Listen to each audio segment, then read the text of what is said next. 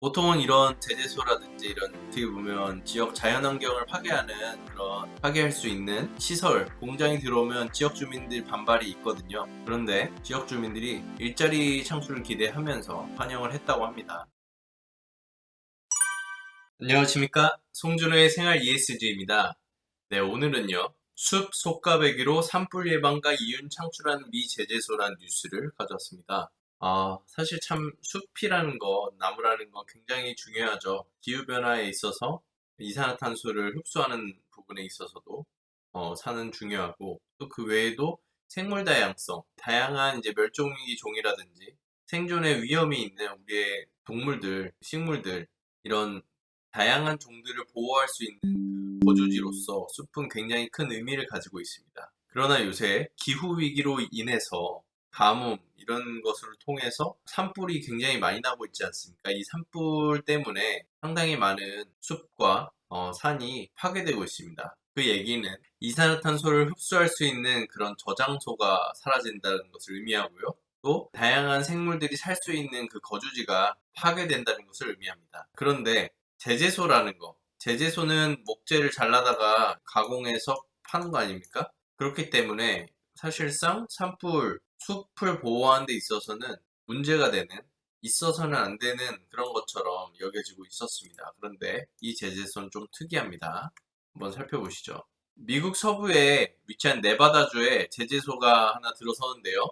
이 제재소는 미국 서부를 뒤덮은 산불을 해결할 수 있는 솔루션을 제시를 해서 환경단체들로부터도 환영을 받고 있다고 합니다. 이 기업은 타오 포레스트 프로덕트라는 곳이에요. TFP라는 여기가 지난달 1000만 달러 규모 약 134억 원 정도 된다고 합니다. 제재소를 네바다주의 카슨시티에 착공을 했다고 하는데요. 이 정도 규모 제재소가 이 지역에 건설되는 게 100년 만에 처음 있는 일이다. 이렇게 얘기가 나왔습니다. 주 공무원과 환경운동가들은 이 지역을 서부 지역이 굉장히 화재로 캘리포니아 포함해서 크지 않았습니까? 이 위험을 관리할 수 있다는 희망을 이 제재소에 기대하고 있다. 이렇게 보도가 됐습니다. 조금 더 살펴보시겠습니다. 자, 이 네바다주 카슨시티 같은 경우에 캘리포니아주 경계에 있습니다. 타호라는 호수가 있는데 여기 인근 지역이고요. 미국 서부는 캘리포니아를 비롯해서 아마 여러분들 다 아시겠지만 거대한 산불로 큰 피해를 입고 있었습니다. 네바다주도 2021년 8월에 시작해서 두 달간 10월까지 탔었던 그 산불이 있었는데 그게 바로 이제 칼도르 산불이죠. 이걸 통해서 이 산불로 인해서 상당한 양의 숲이 소실됐습니다. 칼도르 화재는 미국 서부의 엘도라도, 구규림, 시에라 네바다 산맥 포함해서 22만 에이커를 태웠다고 합니다. 미국의 이제 서부에 숲이 대부분 있기 때문에 이 서부에서 화재가 정말 크게 나는 것이죠. 우리나라 산림청에 따르면 우리나라 같은 경우에 2020년부터 21년까지 산불 피해 지역이 4,600에이커입니다. 물론 우리나라의 피해가 적다고 얘기하는 것은 아니지만 규모상으로만 비교했을 때 22만 에이커는 진짜 작지 않은 규모라는 거죠. 미국 서부는 산림보호 정책의 우선순위가 그러니까 높습니다. 산불 위기가 커서. 그래서 이 나무를 벌목해서 사용하는 제재소가 거의 없다는 점이 있는데요. 이제 산림보호를 위한 거대한 화재와 생물 다양성을 보호하기 위한 목적으로 이 보호 정책이 지금 강조되고 있습니다. 그래서 이전까지는 이 전기톱 소리, 제재소가 없는 게 바로 이제 환경운동가 산림생태학자의 승리를 의미했다 얘기했습니다. 주에서 지금 제재소 들어오지 않도록 막고 있는 거죠. 그런데 이제 과학적 분석을 해보니까 이런 화재를 막기 위해서는 일정 정도의 벌목이 좀 필요하다 이런 결과가 나왔습니다. 나무를 좀 가지치기 하듯이 잘라내야 보호할 수 있다라고 이제 방식이 전환되고 있는 것이죠. 보시면 이제 존 배틀스 캘리포니아 대학교 산림생태학 교수는 아무것도 하지 않으면 모든 것을 잃게 된다. 그러니까 이 벌목이 일부 필요하다. 그래서 이제 생물 정도 보호해야 된다. 이렇게 얘기를 하고 있습니다. 산림보호주 정부기관 시에라 네바다 컨저번시라는 곳이 있습니다. 여기서 이제 작년 1월에 발간한 보고서에 따르면은 이제 타워 근처는 이 시기적으로 칼도르 화재는 아니지만 숲 때문에 150만 에이커의 숲이 손실이 된 상황입니다. 캘리포니아 대학교 1월에 발표한 연구를 보면은 산불을 늦추려면 현재 산림관리 전략을 아까 말씀드렸던 것처럼 전환을 해야 되고 이때 이제 산림 벌채, 벌목이 조금 필요하다 이렇게 얘기를 했고요. 나무가 너무 밀도가 높으면은 불이 태울 뗄감이 많지 않습니까? 그러니까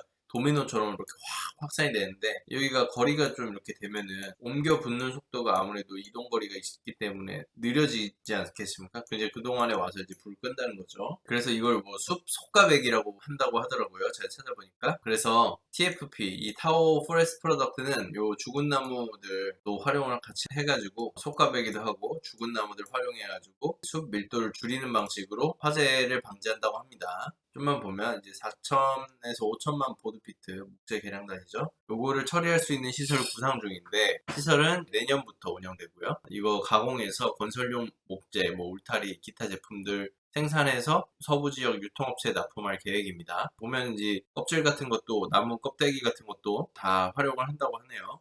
이제 원자재는 이제 죽은 나무, 칼도로 화재로 죽은 나무들을 타가지고 더 이상 성장하지 못하는 나무들을 이제 가져오는데 보면 존신 타워프레스 CEO가 목재 공급을 다 하면 잘 나오면은 숲의 밀도가 떨어져서 산림의 화재도 줄어들 것 이렇게 얘기했습니다. 이제 죽은 나무니까 탄소를 흡수한다든지 아니면은 생물종의 거주지로서의 역할을 잘 못하죠. 그러니까 이걸 다 배운다는 겁니다. 그래서 케빈 리얼이 이제 TFP 회장이 또 있습니다. 이 회장은 타워 포레스트 프로덕트로 우리 산림과 지역 화재를 지킬 수 있는 그런 노력을 계속할 수 있게 됐다. 그리고 숲을 복원하려면 특정 지역에서는 나무를 7, 80%를 줄여야 된다. 이런 얘기도 나왔습니다. 밀도를 크게 줄여야 된다 이렇게 강조를 한 것이고요. 타워 호수분지 관리국의 산림 감독관인 에릭 제이 워커는 산림청은 산림보건 및 유해연료, 이 유해연료라는 거는 뭐 죽은 나무 이렇게 땔감들을 얘기하는 것이죠. 요거를 줄이는 프로젝트를 통해서 창출되는 지속 가능한 부가가치 사업 및 시장 확장을 장려한다. 즉 숲을 복원하는 목적으로 이게 사업이 되는데 이걸 통해서 어쨌든 제품이 나오지 않습니까? 당연히 싸게 나오겠죠. 그 목재 값이.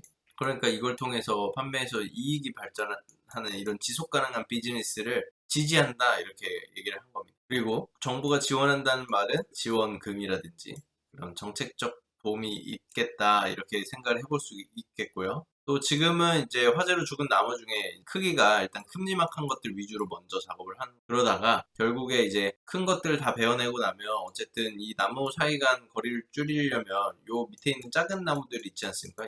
얘네도 이렇게 타기 때문에 요것도 처리할 수 있는 라인 하나를 만들어서 처리를 하겠다 이렇게 합니다. 보통은 이런 제재소라든지 이런 어떻게 보면 지역 자연환경을 파괴하는 그런 파괴할 수 있는 시설, 공장이 들어오면 지역 주민들 반발이 있거든요. 그런데 지역 주민들이 일자리 창출을 기대하면서 환영을 했다고 합니다. 주요 투자자는 이제 홀라더르 인베스트먼트 어드바이저라는 민간 투자 회사인데 이 아까 말씀드렸던 리얼이 회장이 여기에 CEO도 맡고 있습니다. 그래서 이 인베스트먼트가 이 투자사가 2021년 해당 지역에서 제재소 작업에 사용할 수 있는 목재 공급량을 파악하기 위한 어쨌든 수지 타산이 맞아야 되니까 이 연구를 딱 의뢰를 했다고 합니다. 그리고 연구로 봤을 때 산림청이 계획적인 블록기, 아까 속가내기라든지 밀도를 줄이기 위해서 이런 작업들이 있습니다. 그래서 밀도를 줄이기 위해서 그런 프로젝트에 자금 조달하고 그런 계획들을 주에서 지원한다고 합니다. 이런 것들 참고해가지고 수지 타산이 맞느냐, 정부 지원이 있느냐 이런 것들을 본 것이죠. 그랬더니 맞아서 이제 들어온 거고요. TFP에 이제 자금 조달하는 탑펀드 CEO 에이미 베리는 제재소는 이런 지원을 통해서 환경규제기관의 감독하에서 원목을 계속해서 공급하는데 도움받을 수 있을 것이라고 설명했습니다. 지속 가능한 비즈니스니까 일단은 정부 환경규제기관이 이제 어떻게 보면은 그 기준 통과되면 보증을 서준다는 말도 되겠죠. 그러니까 제품 자체가 친환경이다 이렇게 얘기하기가 참 좋다는 겁니다. 그리고 또 모든 사람이 이 프로젝트에서 할 역할이 있다 이렇게 얘기를 했는데 무슨 말이냐면 이 카슨시티 공장이 네바다와 이제 캘리포니아 주에 거주하는 워쇼 부족이라는 이제 원주민이 있습니다. 지역 주민들인데 이들의 소유지에 건설이 됩니다. 그러다 보니까 여기도 이제 부족민이라고 다 원시적인 생활을 하는 게 아닙니다. 여기도 다 이런 것들이 있습니다. 워쇼 개발 기업, 워쇼 디벨롭먼트 코퍼레이션 WDC라는 게 있는데 여기에서 이제 부족 사업 부문의 이제 웬디 루미스 전무이사가 이 프로젝트가 제재소에 이제 워쇼 부족원을 고용하는 목표도 있다 이렇게 얘기를 했습니다. 이사에 따르면은 워쇼 부족은 프로젝트를 볼 때 여기 지역에 들어올 때 이제 어떤 프로젝트를 이제 지지하느냐 이 기준이 일단은 기후 위기 지구에서부터 이제 지구를 살린다라는 부족의 비전이 있다고 합니다. 여기에 부합하느냐, 이걸 최우선으로 보고, 그 다음에 이제 현실적으로 일자리 창출이 어느 정도 될 것이냐, 이렇게 생각을 하는데, TFP 프로젝트가 두 가지가 만족을 했기 때문에 환영한다 이렇게 얘기를 하는 겁니다. TFP 공장은 약 40명의 직원을 고용한다 이렇게 발표한 상황입니다. 네, 이렇게 기후변화로 인해서 그리고 또 과학적 방법에 의한 데이터에 기반한 솔루션들이 나오면서 이렇게 숲을 보호하는 것, 산림보호도 방법이 바뀌고 그 방법에 맞는 방식으로 솔루션을 제기하는 그런 기업들이 또 이렇게 정부 사업도 따내고 자금도 조달하는 데 유리한 것으로 또 지역 주민의 환영을 받으면서 프로젝트가 수월하게 진행되는 그런 모습들을 볼 수가 있었습니다. 그러니까 앞으로는 이런 과학적 방식 그리고 지역 주민을 생각하는 방식 이런 새로운 기후변화에 의해서 변화하는 사항들을 빨리 체크하고 거기에 맞는 솔루션들을 제공할 수 있는 그런 프로젝트들을 실행해야 앞으로 경쟁력을 갖춘 기업들이 될 수 있겠다 이런 생각을 해볼 수 있는 기사였습니다. 오늘 송준호의 생활 ESG 여기까지 하겠습니다. 잘 들어주셔서 감사합니다.